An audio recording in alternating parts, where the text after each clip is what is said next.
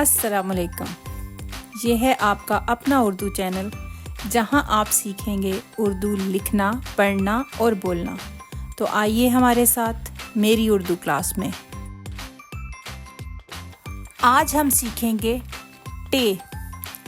ٹے کو بے، پے، تے کی طرح ہی لکھا جاتا ہے، لیکن اس کے اوپر نیچے نقطے نہیں ہوتے، بلکہ اس کے سر پر ایک چھوٹی سی ٹوپی ہوتی ہے۔ اس کی آدھی شکل کی آواز ہے ٹ، جیسے ٹ ٹماٹر، ٹماٹر، ٹ ٹوپی، ٹوپی، ٹ ٹیلی فون، ٹیلی فون۔